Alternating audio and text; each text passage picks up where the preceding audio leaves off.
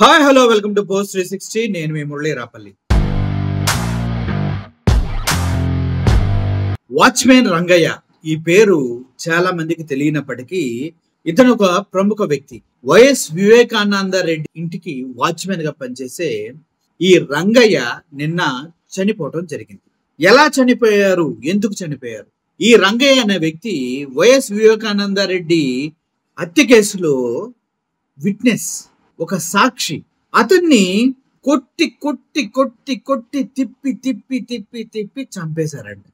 ఎవరు కొట్టారు, ఎందుకు కొట్టారు, ఎక్కడెక్కడ తిప్పారు, ఎందుకు తిప్పారు? వివేకానంద రెడ్డి హత్య కేసులో ఉన్నటువంటి సాక్షి ఆ వాచ్మెన్ రంగయ్యని ఎవరు కొట్టారు? ఎందుకంటే 2024 వరకు వాచ్మెన్ రంగయ్య చాలా హ్యాపీగా బ్రతికాడు.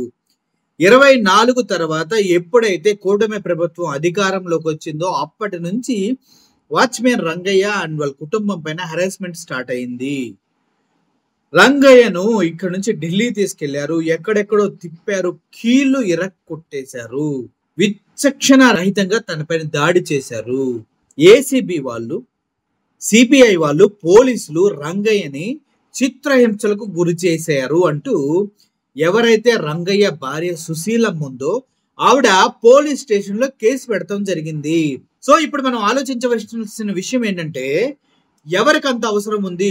జగన్మోహన్ రెడ్డి పైన ఎవరైతే నింద మోపాలనుకుంటున్నారో, జగన్మోహన్ రెడ్డిని ఎవరైతే అంతకుడుగా చిత్రీకరించాలని చూస్తున్నారో వాళ్ళంతా కలిసి ఇటువంటి దారుణానికి పాల్పడ్డారా? ఎందుకంటే వాచ్మెన్ రంగయ్య అనే వ్యక్తి ఒక సాక్షి. అతను జగన్మోహన్ రెడ్డి కానీ అందుట్లో ఇన్వాల్వ్మెంట్ అయిన వాళ్ళకి ఎవరికి కూడా ఆయన పాజిటివ్ గా చెప్పలేదు. అంటే వాళ్ళపైన నింద వేయలేదు, వాళ్ళ గురించి మాట్లాడలేదు. ఎందుకంటే ఆయనకి తెలుసు అది ఎవరు చేశారో, ఎవరు చేయించారో. భయంతో ఆయన మెదలకుంటున్నాడు. అటువంటి సమయంలో తనని అప్రూవర్ గా మార్చి జగన్మోహన్ రెడ్డి అదేవిధంగా ఆ కేసులో ఇన్వాల్వ్ అయి ఉన్న వాళ్ళందరినీ ఎలాగైనా నిరూపించి జైలుకు పంపించాలన్న ఒక ఉద్దేశంతో రంగయ్యని విచక్షణ రహితంగా అరెస్టులు కూడా చేయకుండా పోలీసులు కిడ్నాప్ చేసి ఢిల్లీ తీసుకెళ్లి అక్కడ కొట్టి ఇంకెక్కడెక్కడో ప్రదేశాలు తిప్పి ఆయన కొట్టి కొట్టి కీళ్లు విరక్కొట్టంట. అంటే నడవలేని స్థితిలోకి ఆయన తీసుకెళ్లి అంత దారుణంగా హింసించి చంపేశారు అంటూ ఆ సుశీలమ్మ గారు కంప్లైంట్ చేస్తున్నారు. అంటే ఒకసారి ఆలోచించండి, వ్యవస్థలు ఎంత దారుణంగా పనిచేస్తూ ఉన్నాయో. 2024 వరకు ప్రశాంతంగా ఉన్న రంగయ్యని 2024 ఎలక్షన్ లో కూటమి గవర్నమెంట్ వచ్చిన తర్వాత అతని పైన ఇటువంటి విచక్షణ రహితమైనటువంటి చర్యలు తీసుకున్న అధికారులు ఎవరు? అతన్ని కొట్టిన వారెవరు? కొట్టడానికి గల కారణం ఏంటి? జగన్మోహన్ రెడ్డిని ఫ్రేమ్ చేయడానికి ఎందుకు అంతగా ప్రయత్నించవలసి వచ్చింది? అది ఒప్పుకోనందుకే, అలా చెప్పను అని చెప్పినందుకే అతన్ని చంపేశారా? ఇదే ఇప్పుడు జరుగుతున్నటువంటి చర్చ.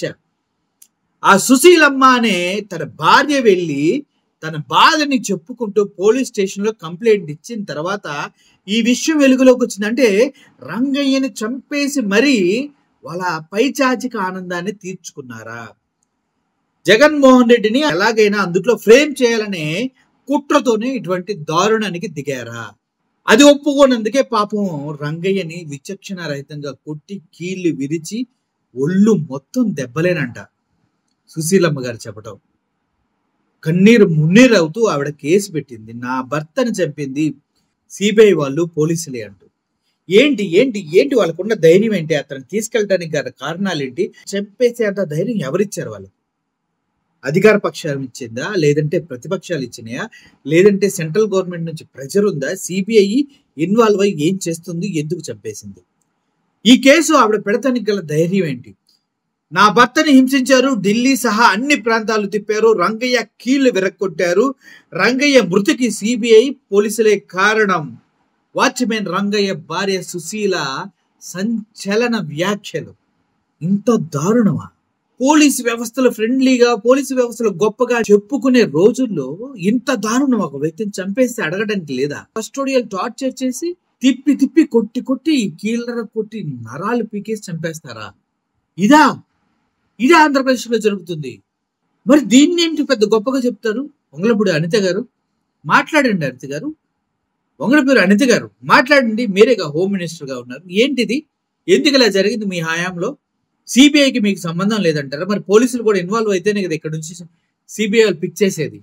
మరి ఎందుకు ఇలా చేయించారు మీరు? మీరే కదా చేయించింది. మీరు చేయించకపోతే ఎవరు చేయిస్తారు? హోమ్ మినిస్టర్ అండర్లోనే కదా ఈ పోలీస్ డిపార్ట్మెంట్ మొత్తం వర్క్ చేసేది. మరి అటువంటిప్పుడు మీ ఇన్వాల్వ్మెంట్ కూడా ఇందుట్లో ఉందా? మీరు కూడా జగన్మోహన్ రెడ్డి పైన ఇటువంటి కుట్రలు చేస్తూ ఉన్నారా?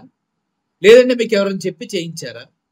హోమ్ మినిస్టర్ని అడగాల్సిన అవసరం ప్రతి ఒక్కరికి ఉంది. ఎందుకంటే ఇంత దారుణంగా ఒక వ్యక్తిని కొట్టి చంపేశారంటే, దట్టు ఒక పెద్ద హత్య కేసులు. ఆయన వాచ్మెన్ గా ఉన్నారు. ఆయన వాంగ్మూలం చాలా ఇంపార్టెంట్. చాలాసార్లు జగన్మోహన్ రెడ్డికి పాజిటివ్ గా చెప్పారు ఆయన. అటువంటి వ్యక్తిని ఎందుకు ఇలా ఆయన ఏం చేయలేదని చెప్పారు జగన్మోహన్ రెడ్డి. అతన్ని ఎందుకు మీరు చంపేయవలసి వచ్చింది? ఎందుకు హింసించవలసి వచ్చింది? పోలీస్ డిపార్ట్మెంట్ అంటే హోమ్ మినిస్టర్ అండర్లోనే కదా ఉండేది. అందుకే మిమ్మల్ని ప్రశ్నిస్తున్నాం మేము. అసలు ఇంత దారుణం జరుగుతుందా? సినిమాలు తప్పించి బయట ఎప్పుడు చూడలేదమ్మా ఇటువంటి మేము. అనిత గారు, మరి రోజు రోజుకి ఆంధ్రప్రదేశ్ యొక్క పోలీసు వ్యవస్థని చేను కట్టేసి వాడుకుంటున్నట్టు అనిపిస్తుందమ్మా. కరెక్ట్ కాదు ఇది. వాళ్ళ భార్య వాచ్మెన్ ఫ్యామిలీ అంటే ఎంత, ఇటువంటి ఫ్యామిలీ అంటే ఎంత భర్తను చంపేసినారనేసి ఆవిడ ఎంత దారుణమైన కేసు పెట్టింది. అయినా కూడా మీరు మాట్లాడరు, స్పందించరు. మీకు కావాల్సింది ఏంటి? ఏం లేదు, పదవి. అక్కడ కూర్చోవాలా, నవ్వుతా మాట్లాడాలి, అంతే. అంతే మించేం లేదు. రంగు కాస్ట్యూమ్లు, మేకప్లు ఏంటో మరి ఏమవుతుందో చూద్దాం. ఇదయ్యా మొత్తానికి ఎవరైతే వైఎస్ వివేకానంద రెడ్డి గారి హత్య జరిగినప్పుడు అక్కడ ఉన్నటువంటి వాచ్మెన్ రంగయ్యని పోలీసులు తీసుకెళ్లి ఢిల్లీ తదితర ప్రదేశాలను తిప్పి కీళ్లు విరక్కొట్టి చిత్రహింసలు పెట్టి బాడీ టార్చర్ పెట్టి ఆయన చంపేయడం జరిగింది అంటూ తన భార్య సుశీలమ్మ కేసు వేయటం జరిగింది. అది మొత్తానికి అర్థమైంది కదా ఎవరు ఇన్వాల్వ్ అయి ఉంటారో దీని వెనకనేసి.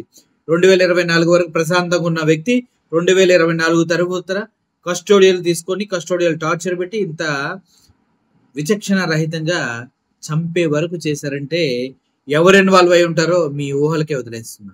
Thank you for watching this video. Murali signing up. Thank you so much.